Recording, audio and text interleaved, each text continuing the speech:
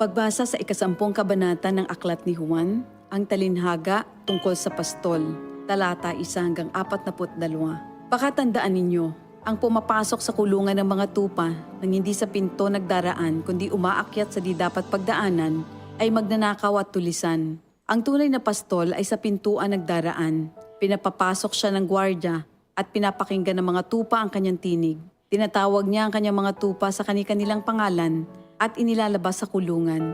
Kapag nailabas na, siya'y nangunguna sa kanila at sumusunod naman ang mga ito sapagkat kilala nila ang kanyang tinig. Hindi siya sumusunod sa iba kundi patakbong lumalayo sapagkat hindi nila kilala ang tinig ng iba. Sinabi ni Jesus, ang talinhagang ito, ngunit hindi nila nauunawaan ang ibig niyang sabihin.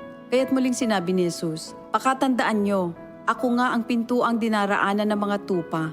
Ang mga nauna sa akin ay mga magnanakaw at mga tulisan, ngunit hindi sila pinapakinggan ng mga tupa.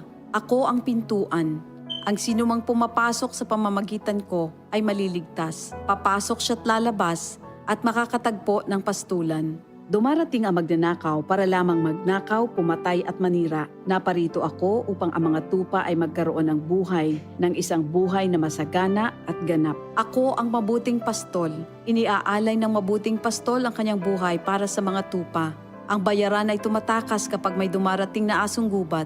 Iniiwan niya mga tupa palibhas ay hindi siya pastol at hindi kanya ang mga ito. Kaya't sinusunggaban ng asong gubat ang mga ito at binubulabog. Tumatakas siya palibhas ay bayaran lamang at walang malasakit sa mga tupa. Ako nga ang mabuting pastol. Kung paanong kilala ko ng Ama at siya kilala ko, gayon din naman kilala ko ang aking mga tupa at ako'y kilala nila. At iniaalay ko ang aking buhay para sa aking mga tupa. Mayroon akong iba pang mga tupa na wala pa sa kulungang ito. Kinakailangan sila'y ipasok ko rin at papakinggan naman nila ang aking tinig.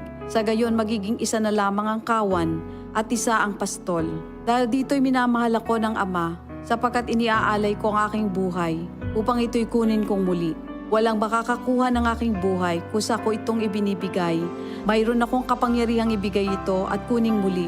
Ito ang utos na tinanggap ko sa aking Ama. Dahil sa mga pananalitang ito, hindi na naman nagkaisa ng palagay ang mga Hudyo. Marami sa kanila nagsabi, talagang sinasapian na ito ng demonyo at nababaliw. Bakit ba kayo nakikinig sa kanya? Sinabi naman ng iba, hindi nakakapagsalita ng gano'n ng isang sinasapian ng demonyo. Nakakapagpagaling ba ng bulag ang demonyo? Taglamig na noon at kasalukuyang ipinagdiriwang sa Jerusalem ang pista ng pagtatalaga ng templo. At habang naglalakad si Jesus sa templo, sa portiko ni Solomon, pinaligiran siya ng mga Hudyo at sinabi sa kanya, hanggang kailan mo ba kami ilalagay sa alanganin? Kung ikaw nga ang Kristo, sabihin mo na ng tuwiran.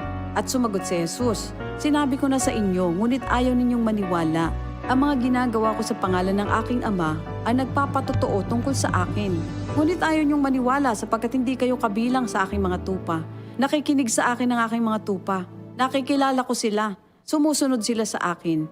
Binibigyan ko sila ng buhay na walang hanggan. Kailan may hindi sila mapapahamak at hindi sila maaagaw sa akin ninuman. Ang aking Ama na siyang nagbigay sa kanila, sa akin, ay lalong dakila sa lahat at hindi sila maaagaw ninuman sa aking Ama. Ako at ang Ama ay iisa. Ang mga pinuno ng mga Hudyo'y muling dumampot ng bato upang batuhin siya.